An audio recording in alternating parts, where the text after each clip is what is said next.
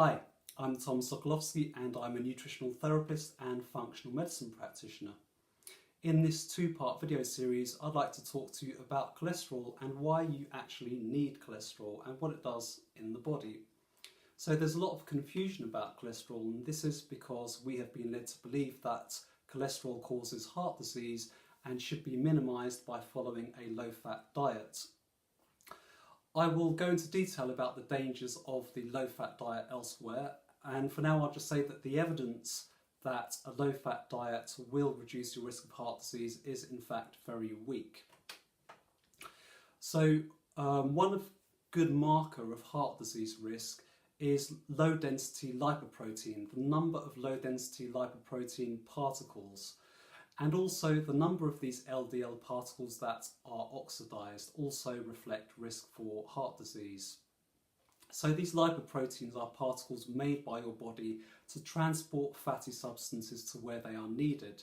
So they will carry, for example, fat-soluble vitamins like vitamin A, D, E, K1 and K2 and coenzyme Q10, and they will also carry cholesterol. Now, although the number of LDL particles and the number of LDL oxidized particles are reflective of heart disease risk, they do not reflect the total amount of cholesterol in the body, and the total amount of cholesterol in the body is not a good heart disease risk marker.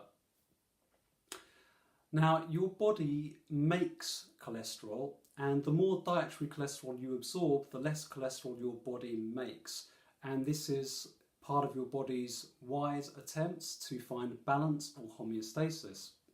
So around 60 to 80% of the cholesterol in your body is made in your liver and skin and intestines, and the rest comes from diet.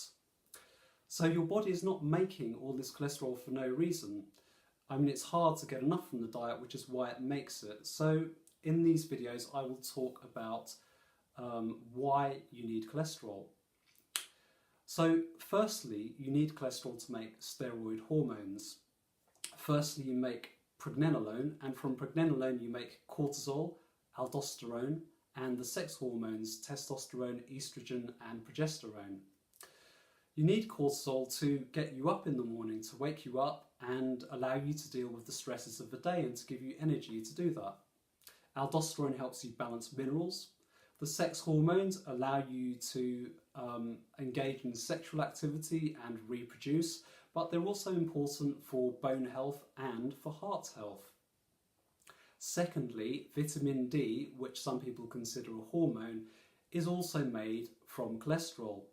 So it's the action of sunlight on 7-dehydrocholesterol in your skin that enables vitamin D formation in your body. And vitamin D deficiency is linked with heart disease, as well as being strongly linked with many autoimmune conditions, at least according to epidemiological data. Now in winter, vitamin D is low because you have less sunlight exposure, and total cholesterol in your body also goes up. Some researchers speculate that this may be because diet is poorer in the winter and we exercise less, but also there may be a feedback mechanism. So if you are deficient in vitamin D, perhaps the body is trying to make more cholesterol as a precursor to make more vitamin D. And thirdly, cholesterol is oxidized in the liver to form bile acids. These bile acids are then stored in the gallbladder and released into your intestine to help you emulsify fats and therefore digest and absorb fats and fat-soluble nutrients like vitamins A, D, E, K1, K2 and coenzyme Q10. So the body actually reabsorbs 95% of the bile acids after they've done their job, so it looks like the body is trying to hold on to the bile acids and not waste the cholesterol used to make them. Point number 4 is that you need cholesterol to make myelin sheath, which insulates your nerve cells. This insulation allows your nerve cells to conduct impulses rapidly and efficiently without crosstalk between adjacent nerves. And the amount of myelin you make, or the rate that you make it at, is limited by the availability of cholesterol. Fifth, you need cholesterol to make synapses, and making synapses is how you think, learn and remember, and this is again limited by the availability of cholesterol in the nerve cells. 6. Cholesterol acts as an antioxidant and protects fats from damage. This is called lipid peroxidation.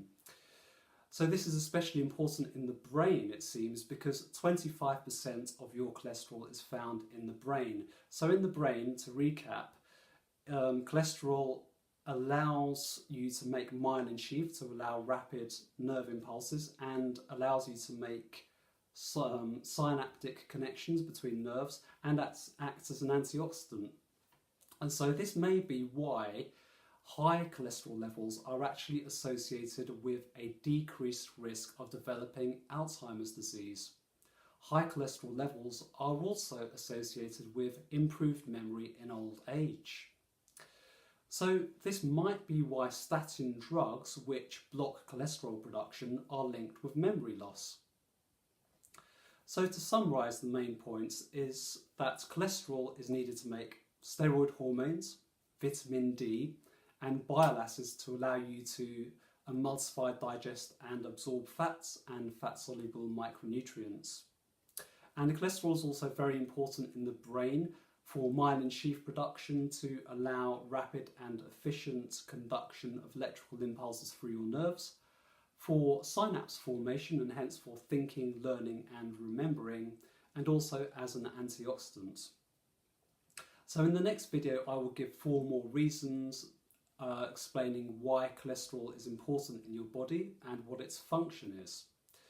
I will also be going into a bit of detail around how this affects dietary advice, especially for those of us with the ApoE4 genetic variant, which I'll describe more in the next video. But the ApoE4 genetic variant, people with this variant won't actually improve memory in old age with high cholesterol, so they are an exception to the rule.